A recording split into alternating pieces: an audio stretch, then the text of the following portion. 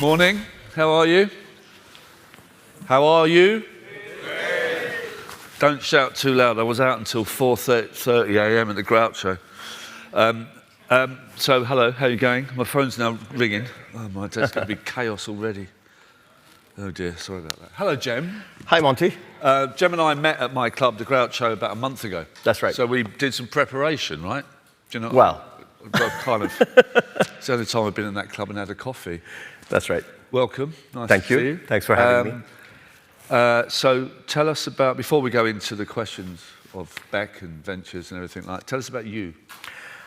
I'm a founder turned investor. No, like when you were at university and all that stuff. Yes, so I grew up in Istanbul, studied in the US, in Austin, Texas, and was a professional management consultant for a little bit, then started my first company in 1999, which was sort of ominously horrible timing for starting a new tech business just before the crash, but we got lucky. We built a strong company, had a nice exit in 2005. Okay.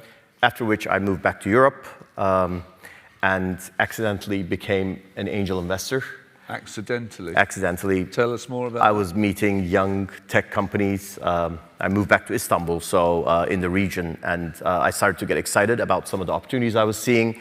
Thanks to my recent exit, I had a chance, I had savings for the first time in my life, so I had a chance to start writing personal checks to get involved. And what was the ticket size? 25,000, 50,000, 100,000, and some of those early investments turned out to be the big winners of that cohort. You just seem to be like a winner. I'm very fortunate. So I'm in that area as an angel, just Right. beginning. Right. Excuse my language, shitting myself about what my first investment would be around the 25 figure, right? Do you know what I mean? But I'm holding back. Where do I go? Do I go quantum? Do I go AI? Do I do this? That's a good instinct. What was your decision making in that area? You had enough money to do more than one, right? Yes, which is important. Yes. I think diversifying is important. But at the same time, I've always been a very first principles driven investor. I always ask sort of why and so what in my investment considerations.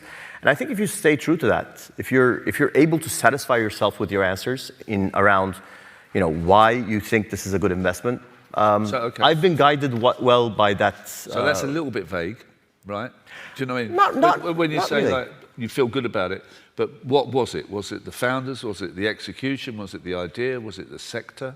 At the time, I would say it was less the founders and more how obvious or how much of a no-brainer it seemed to me. What to you? And at the time, this was more, the world was changing, and there were parts of the world that was further ahead in this curve, and Europe overall was following. But my thesis was that things would play out essentially similarly to what happened in the US, and I just followed that, and it seemed very obvious to me at the time, which then turned out to be the...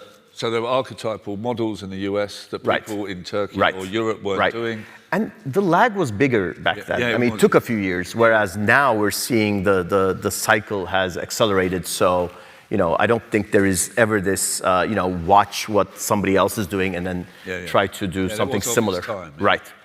So you made 4 or 5 angel investments? Correct. Well, 15. 15 angel investments. And then I decided to institutionalize my investment activity because I started to get nervous because focusing in our part of the world, which is Eastern Europe and Turkey, I could not count on follow-on funding to be available. So I thought, if we had a chance to control our own destiny better through maybe writing 1 or 2 follow-on checks to support some of these companies. Were there Turkish funds at that time? Was it like 2007, 2010? This is when I decided to raise the fund, it was 2012. Okay. There were no real, nobody who's rooted in the region who could write a $5 million check into a money-losing company. Okay. That was, I mean, there was a private equity industry, but nothing in venture capital. So we were essentially the first When you say we, institutional. Yes. so as an angel, you were an individual. Right. So there must have been some form of collaboration. There were people that you Correct. I trusted was that you worked with. syndicating to a lot, friends, entrepreneurs, people who wanted to align with me on these investments. So that was my angel syndicate, if you will, coming alongside my own capital. But then to raise the fund, I mean, it was a $150 million fund. So we needed institutional anchor investors. So it took me 2 years to raise that fund. Where did it come from? Mostly Europe, European institutions. We've been very fortunate to be backed by, multilateral international institutions like the IFC, EBRD. They've been our big supporters from early on. But we were also able to convince some sort of private institutions as well. And that was Bek Ventures, right? That was Bek Ventures, at the time known as Early Bird Digital Lease. That was the early brand. But then we decided to rebrand. What does Bek mean? Bek doesn't mean anything. So hopefully, in a couple of years, if I'm sitting in this room, the audience will tell me what Bek means based on what we've been able to. So the idea show. was to identify as a Turkish fund, because there were no Turkish.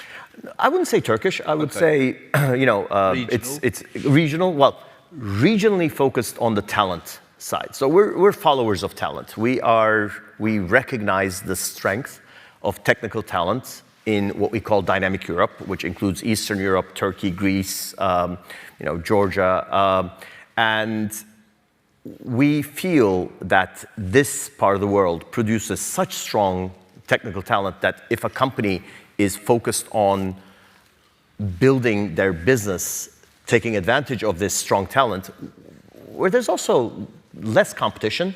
I mean, the thing is, if you hire a brilliant engineer in San Francisco, you can be sure, she's getting calls by headhunters, from Google, from Facebook, from Apple. Whereas in this part of the world, in our part of the world, if you're a part of a team that is building a globally ambitious company, people want to work with you, work for you. They want to come join and become a part of that story. So we're big believers in that. So that would go all the way up to Georgia, Azerbaijan as well? All of those we don't have Azerbaijan, but from the Baltics down to the Balkans, south. yeah. Okay. And Turkey. But most of our companies are headquartered either in the US or in here in London, Western Europe. So these companies are sort of their market-facing presence is usually closer to wherever their customers are, usually in the US. So it took you 2 years to get 150 mil? Correct. Were you kind of spending that money before you raised the whole amount, or did you start doing it? We didn't warehouse. I mean, we didn't close the transactions, but we had a few transactions waiting for our first close. Then we closed it. Then we started deploying. But we're slow deployers. But was the ticket size about 5 mil? Is that on average, about 5 mil, maybe 3 to 5, I would say. And sector agnostic? Sector agnostic, but we tend to gravitate towards software. And most software is enterprise facing or SME facing. So B2B software seems to be most of our portfolio. But we try to keep an open mind about sectors because we think that our founders, if we're able to partner with the top teams, they'll take us to what they think is the next big opportunity. So the next step after raising the 150, you deployed it all? Correct, deployed it. We built a very concentrated portfolio of 15 companies for a fund our stage that is a very narrow portfolio, and that's something we believe in strongly. We deploy in a deliberate pace. So we took 5 years to build a 15-company portfolio. So that's 3 investments per year for the fund. 2017? Up until, we started in 2012. The fund was 2014 vintage, so to 2019. Yes, absolutely. And then we raised Fund 2, which was $220 million. Okay. And we deployed that into 18 companies. Again, a very concentrated portfolio over 4.5 years. And then into 2023, we raised the fund that we're currently investing out of, which is $250 million. So it's nice, slow, 150, 220, 250, nothing crazy. Correct, and that is deliberate. We could have raised a much bigger fund. Absolutely. We've been very fortunate with our performance and returns, so the demand for our fund from the LP side has been very strong. But every dollar you raise, you need to return as $4 Absolutely. Back to your LPs, $5. And that means, if you're raising another $100 million, that means you need to get another $400 or $500 million in proceeds. And where does that come out of? That makes you dependent on massive outcomes. Now, we've been very fortunate. We have had massive outcomes, like UiPath, but we don't want to Tell us about UiPath. That was a huge win, right? UiPath was a huge win. UiPath was is the textbook example of what we like to do. We met the company when they were 12 people, mostly engineers in Bucharest. The founder, Daniel, is Romanian. He worked at Microsoft, came back to Bucharest to build his next company. And we led their seed round. We were the first money into UiPath back in 2015. What was the business? Robotic process automation. So they were one of the leaders of automating repetitive back office tasks, trying to understand what a white collar worker is doing on their computer, and trying to automate some of those processes. And so we led their seed round. Then we introduced them to 42 funds across the world. We got 42 no's. So we decided to bridge the company by ourselves. Yep. As the insiders. Why did you get 42 no's? They didn't match the pattern of what global venture capital was looking for in the next great enterprise software company. But were you disheartened at those rejections? Well, of course, it would have been great to have a great lead, and then, it would have been a smoother ride. But at the same time, we're very first principles driven, as I mentioned. So we could see that the company was headed in the right direction. Yeah. So then we saw it as an opportunity to then continue to support the company, increase our ownership. Ultimately at the IPO in 2021. So that's when we went to IPO? Correct. It was. It went public on the New York Stock Exchange in 2021. I think it was the largest software IPO of 2021, and we were the largest shareholders on the cap table at that point. So did you talk to the 42 and said no, and said, oh, by the way, I'm at the New York Stock Exchange this morning? Along the way, the company became visible enough that I think much of that realization came before that. But it has become a great example of a fantastic European company rising to be a global leader and a category creator with a spectacular outcome. You had another success, Payhawk, was it? Payhawk, we're also, so Payhawk is a Bulgarian company. They're one of the leaders of expense management software, focused primarily on Europe, and they're headquartered here in London. But we were introduced to the founder team through their former bosses. They used to work at another company that we knew well, that had exited. And this is a group that broke off after their earnout to start what they saw was a problem, to solve a problem they saw in expense management. And again, very product-oriented founder team, great reference from the people they've been working with for a long time. And now I think they'll be another fantastic European winner in that space. I'm interested in, maybe I'm slightly ignorant, but what does first principle mean? When you say that, you're saying that as a man or as an investor? As an investor, we talk about really trying to digest and understand the reasoning behind every step in a decision-making process. So it's asking the questions, why and so what, over and over until they land, and then you say, okay, well, that is now coherent and consistent. Okay. We're in a business that is. Is that ethical? Is that I think it's same thing? I think it's not ethical. It's just making sure you really are understanding what you're nodding to. because we're in a business. I mean, venture capital is really rooted in hypes and bubbles. In fact, we're grateful for bubbles because of bubbles, people start to believe these future states that are probably improbable, but they get the confidence to leave their well-paying job or their tenured position at whatever research university they're in. But they come and tell us a story, and this is a story about the future. They imagine a state of the future, and then they try to convince us of it.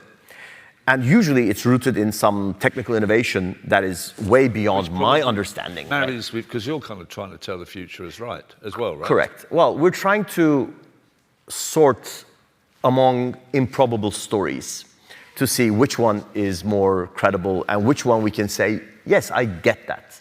That follows. Yeah. I can follow the logic you're trying to explain to me. That's not always very easy because we're constantly talking to very charismatic storytellers. Yeah. And in fact, one of the things we like about our region is that they tend to be less skilled at storytelling.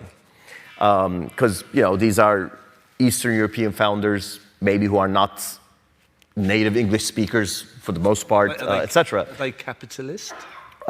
Yes. Yes. Yes, they are capitalists. Not like old Eastern European. Correct. Okay. In fact, I think one of the reasons why we see so many brilliant technologists in Eastern Europe is because back in the communist time, I think a technical degree was a comfortable ticket into a middle-class life. And there tends to be a bias that the smartest, the brightest kids in the region go into technical fields. Yeah, okay. I've spent a lot of time in Bulgaria. I've seen that energy. Yeah, absolutely. Okay, right, so we're coming to the end, even though we've just begun, which is slightly annoying. How is the VC market at the moment? How do you feel? Because I think it's tough out there, right? I think it's very tough. It's vibrant. I mean, if you read Tech.eu today, I'm sure there's lots of great announcements and excitement. But we think, we're seeing, again, a lot of hype and excitement around AI, as you can imagine. And everything gets priced to perfect execution, which we know is never the path, the journey. So once again, we're finding ourselves very deliberate, very selective. We've made 5 investments. How are you tiptoeing between this AI genius and hype?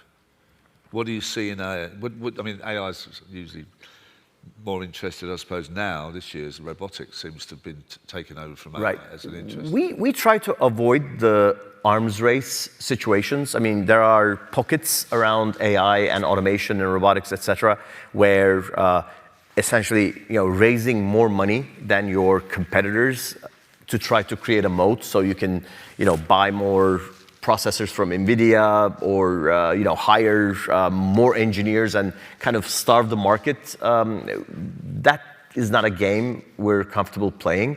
But I think we continue to do what we've always done, is just keep asking why and so what. So in this kind of expanse, as you as a young angel, your decision making then with these 5 companies that you invested in, your decision making at that time, maybe what's your decision making now compared to then? And could you impart to the audience, if they're in a startup, what they should be doing? That's tough to say. I mean, I think what they should be doing. 3 questions, sorry. Yeah. Exactly. No, what's very different today is that we have a team.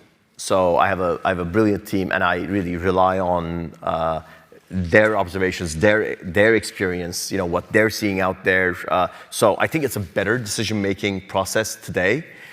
So it's a tougher market, but I think we're better equipped for it. Do you think the tough market is going to continue? Do you think it's going to ease off? I think it will continue because the market keeps looking for good news. Absolutely. There is a lot of capital out there. I mean, even though VC fundraising has been going through a tough period, I think when you look at the funds that have secured their funding and what they have in their coffers to deploy, I think it'll continue to be a well-funded, tough market.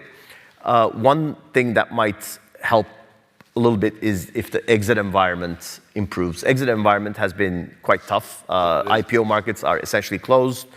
M&A has been sparse. Now this Wiz acquisition by Google, I think, has sort of come in with as great news. So if the M&A market picks up, then there'll be more distributions. Why are IPOs closed? Just what's been out there has not been performing very well. So there was the Klaviyo exit last year, the Klaviyo IPO, which didn't really provide enough of a precedent. So now all eyes are on, of course, Klarna, CoreWeave. Absolutely. Some of those IPOs I think will hopefully sort of excite the investor universe that there'll be more money flowing into. The Wiz deal might open up. Okay. Yeah. Fascinating to meet you. Are you around Likewise. after this? Yes, I'm sticking around. So if there's anyone wants absolutely. to. Cem, Absolutely. thank you very much. Thank you. Round of applause, please.